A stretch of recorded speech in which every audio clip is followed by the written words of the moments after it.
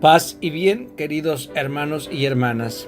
Hoy, esta mañana, jueves de la primera semana de Cuaresma, iniciamos nuestra reflexión escuchando la lectura del libro de Esther.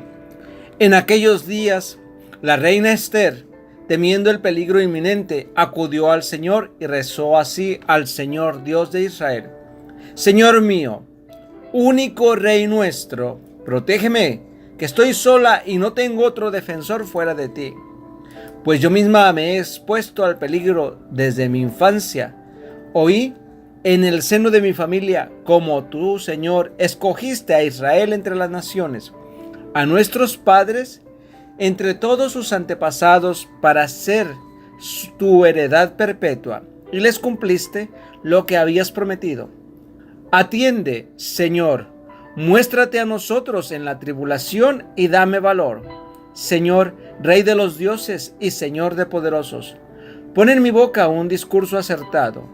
Cuando tenga que hablar al león, haz que cambie y aborrezca a nuestro enemigo, para que perezca con todos sus cómplices. A nosotros, líbranos con tu mano, y a mí, que no tengo otro auxilio fuera de ti, protégeme. Tú, Señor, que lo sabes todo. Palabra de Dios. Te alabamos, Señor. Salmo responsorial. Cuando te invoqué, me escuchaste, Señor. Te doy gracias, Señor, de todo corazón, porque escuchaste las palabras de mi boca. Me postraré ante tu santuario. Daré gracias a tu nombre por tu misericordia y tu lealtad. Cuando te invoqué me escuchaste, acreciste en mí el valor en mi alma. Tu derecha me salva. El Señor completará sus favores conmigo. Señor, tu misericordia es eterna. No abandones la obra de tus manos. Cuando te invoqué me escuchaste, Señor. Proclamación del Santo Evangelio según San Mateo. En aquel tiempo, dijo Jesús a sus discípulos: Pedid y se os dará, buscad y encontraréis, llamad y se os abrirá, porque quien pide recibe, quien busca encuentra, y al que llama se le abre. Si alguno de vosotros le pide su hijo pan, ¿le va a dar una piedra? Y si le pide pescado, ¿le dará una serpiente?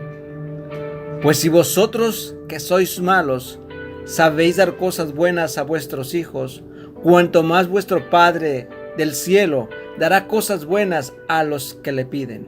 En resumen, tratad a los demás como queréis que ellos os traten. En esto consiste la ley y los profetas.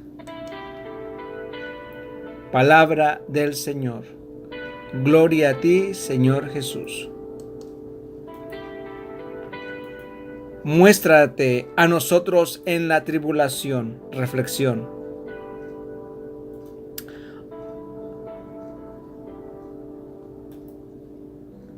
Esther nos narra el libro de hoy, de esta mañana. Decidida a ayudar, se convierte en mediadora entre el rey y su pueblo. Se dice: si hay que morir, moriré, y entra en oración, porque a veces hay que sopesar la vida de un pueblo ante la insignificancia de la propia. Pide la protección de Dios ante su soledad. Reconoce los pecados de idolatría de su pueblo y le pide a Dios que se muestre ante la tribulación del mismo. Pide la conversión de su enemigo y pide al Señor que les libre con su mano. Desaparece un pueblo inocente. Es el grito de un profeta que denuncia las injusticias de los poderosos. ¿Cuántos pueblos inocentes están condenados a golpes de decretos injustos? No es un grito nostálgico por la vida, es un grito orante que clama justicia al cielo. ¿Y cuántos profetas enmudecidos acampamos por nuestra vida de bienestar?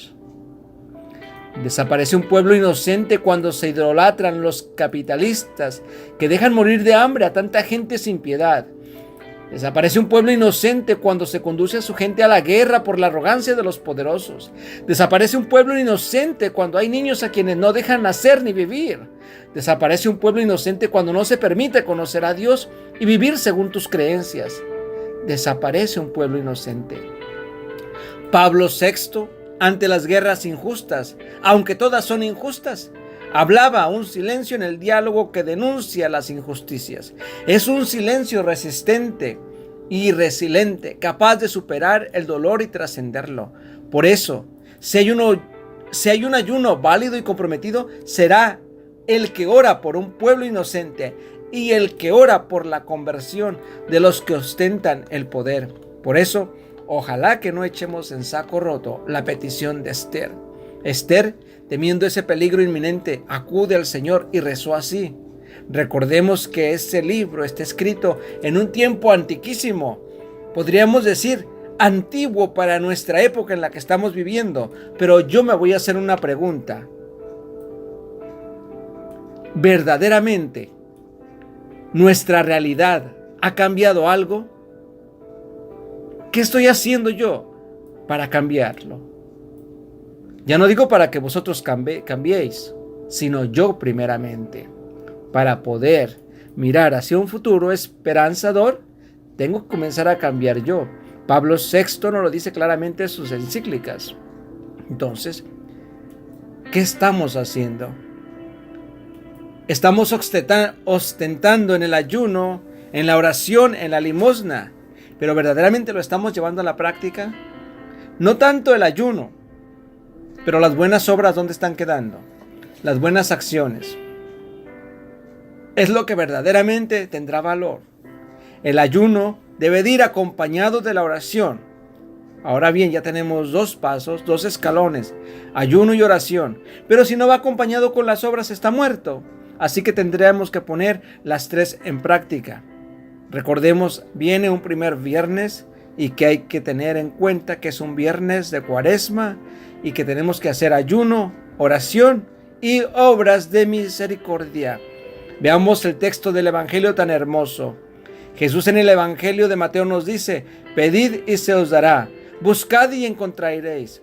Sí, allí donde reside la maldad de nosotros es posible dar cosas buenas, entonces mayor es la bondad de Dios Padre, que es donde reside la plena bondad. Porque en esta vida no se puede renunciar a la búsqueda del sentido y el bien. No podemos renunciar por mucha crueldad que contemplemos a la búsqueda de la bondad, porque si así fuera, es que hemos abandonado nuestra esperanza. La oración de petición es una oración que está en disconformidad con la realidad que vivimos. Es la que nos pone en comunicación con nuestras auténticas necesidades. En la oración de petición hay que buscar la madurez de nuestras aspiraciones. En ella no podemos pedir solo para cubrir nuestros egoísmos, en ocasiones infantiles, que nos conducen a dejar de orar y creer cuando no son entendidas. Hay una novela, Sihor el cómplice, de J.A. Solórzano, en la que se puede leer un pensamiento: el miedo y los lamentos son incompatibles con el amor. Se las repito porque a veces no se nos graba.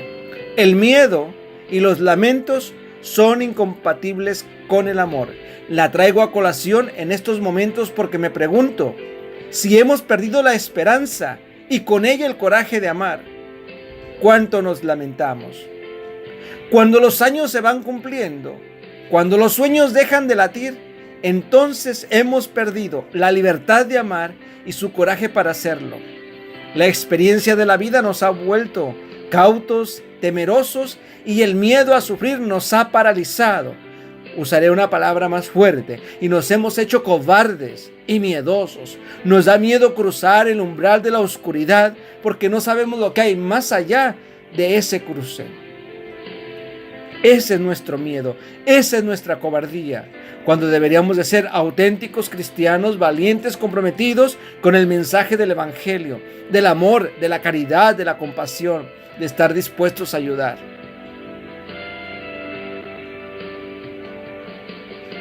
Por eso es incompatible con el amor, porque el amor requiere valentía y coraje, el esfuerzo por defender la vida, la fidelidad de confesar una fe, la lealtad para comprender al otro.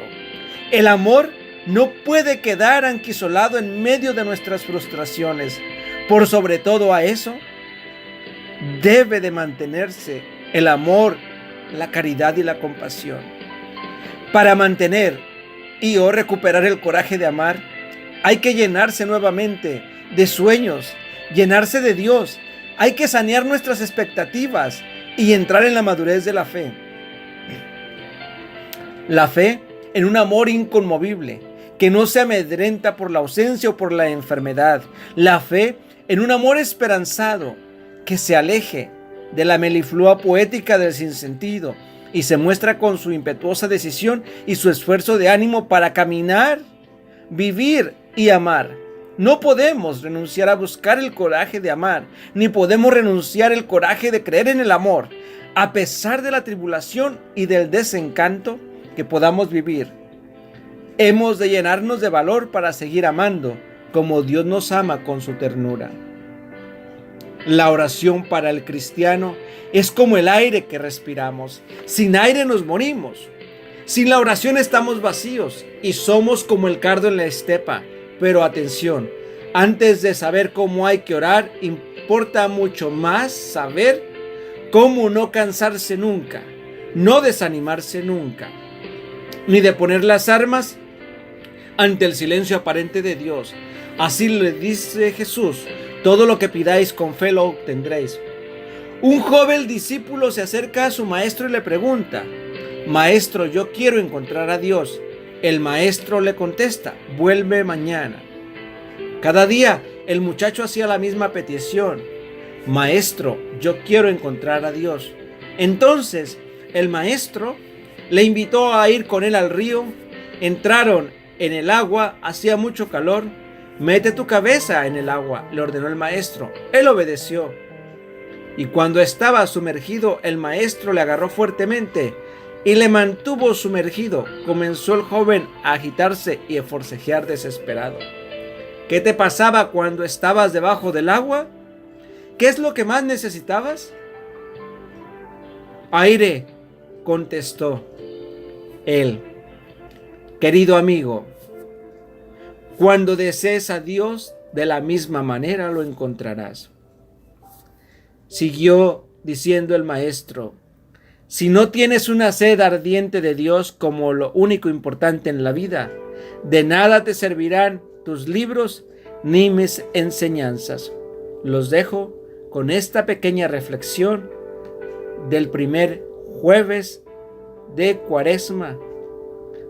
Sigamos en la sintonía de la oración que nos acerca a Dios y recordando que los miedos y los lamentos son incompatibles con el amor. Llenémonos de la armadura del amor para soportar los fracasos, los sinsabores, los insultos, los salivazos, los latigazos, incluyendo quizás esas cachetadas que recibimos y los espaldazos que nos dan. Pidamos al Señor el don de la paciencia, de la humildad, de la caridad fraterna, y que sepamos corregirnos unos a otros sin enojarnos.